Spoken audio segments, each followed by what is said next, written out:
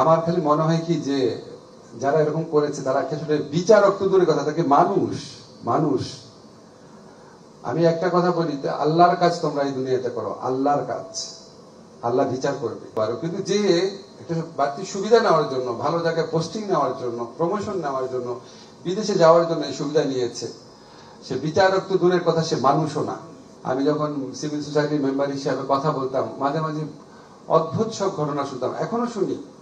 এমনকি আজকে প্রথম আলো একটা প্রোগ্রামে শুনেছি যে কিছু ম্যাজিস্ট্রেট ছিল, তারা যখন দেখতো যে একটা লোককে পিটিয়ে আনা হয়েছে রিমান্ডে, দেখেই বোঝা যাচ্ছে দাঁত ভাঙা, মাথার মধ্যে ব্যান্ডেজ বা মানে আঘাতের চিহ্ন বা নির্যাতনের চিহ্ন তো একটা মানুষকে দেখলে বোঝা যায়, তারপরও বিনা দ্বিধায় রিমান্ড দিত। এমনকি এরকম অভিযোগ আমি শুনেছি। আমি জানি না এটা কত বড় নির্মম মানুষ হলে এটা করতে পারে একজন বিচারক, যে পুলিশের শেখানো মতো যখন 164 করছে না, তখন সেই জাজ বিরক্ত হয়ে বলছে যে কানে ধর ঠিক মতো শিখাই তো নিয়ে আসো নাই, আবার নিয়ে যাও, বলে রিমান্ডে পাঠাচ্ছে। হয়েছে না এগুলি? খুব কম হলেও তো হয়েছে। অন্তত 5% বা কাছাকাছি ধরনের বিচারকরা এরকম করেছে। আমার খালি মনে হয় কি যে যারা এরকম করেছে তারা আসলে বিচারক তো দূরের কথা, তাকে মানুষ মানুষ আমি একটা কথা বলি, আল্লাহর কাজ তোমরা এই দুনিয়াতে করো, আল্লাহর কাজ, আল্লাহ বিচার করবে। আল্লাহর সাথে আমাদের সম্পর্কে সবচেয়ে বড় পরিচয় কি আমরা সবসময় জানি, আল্লাহ বিচার করবে। তো তুমি যদি সত্যি আল্লাহকে বিশ্বাস করো, ধর্মকে বিশ্বাস করো, হাউ ক্যান ইউ ডু ইট?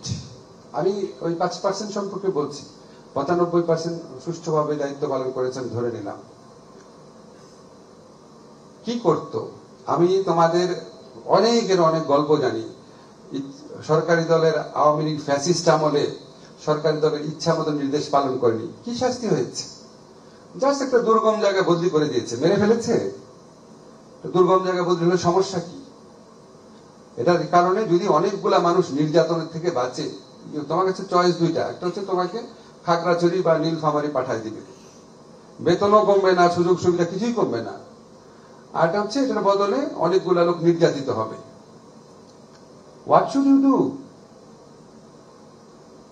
যারা পটেনশিয়াল এরকম 5% আছো, হয়তো চিন্তা করছো সামনে বিএনপি গভর্নমেন্ট আসবে বা জামাত গভর্নমেন্ট আসবে, এরকম একটা দায়িত্ব পালনের জন্য আমি প্রস্তুত আছি, বড় বড় পজিশনে যাব।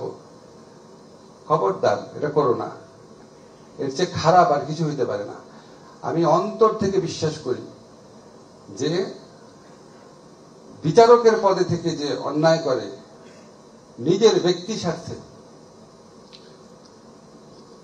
তার চেয়ে খারাপ মানুষ আর হইতে পারে না। হতে পারে দু একজন হয়তো প্রচন্ড ভয় করেছে, ভয় করলে ভীতু বলতে পারো, কিন্তু যে একটা বাড়তি সুবিধা নেওয়ার জন্য, ভালো জায়গায় পোস্টিং নেওয়ার জন্য, প্রমোশন নেওয়ার জন্য, বিদেশে যাওয়ার জন্য এই সুবিধা নিয়েছে, সে বিচারক তো দূরের কথা, সে মানুষও না। এটা আমি আমার স্থির বিশ্বাস থেকে বললাম, এই প্রত্যাশা থেকে যে আমি এই জায়গা থেকে তোমাদের যা যা চাওয়ার ছিল, আমি একটা এক্সাম্পল দিলাম যে তোমাদের নাম পর্যন্ত পরিবর্তন করার চেষ্টা করেছি, আর অনেক কিছু করেছি, এখানে বলবো না। আমার কাছে একটাই প্রত্যাশা থাকবে, আর কয়েক মাস থাকবো, তোমরা বিচারকের পদে থেকে অন্যায় করো না প্লিজ। বিশেষ করে মানে গরিব অসহায় মানুষের বিরুদ্ধে অন্যায় করো না। এটা জাস্ট একটা সময় তো তোমাদের সবারই বয়স হবে, মৃত্যুর চিন্তা আসবে, নিজেকেই ক্ষমা করতে পারবে না।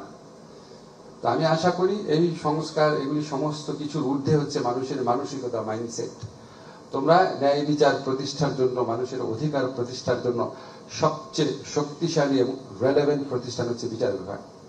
আমি আশা করি, বিশ্বাস করি, এখন তো আর ফ্যাসিস্ট আমল নাই, বাংলাদেশে ছোটখাটো ফ্যাসিস্ট আসতে পারে, কিন্তু এত বড় বড় ফ্যাসিস্ট আর আসবে বলে আমার মনে হয় না।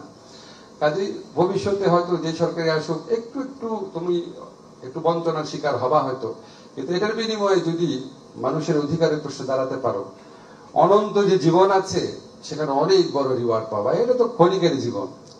আশা করি সেই প্রত্যাশা পূরণ হবে। সবাই ভালো থাকবা।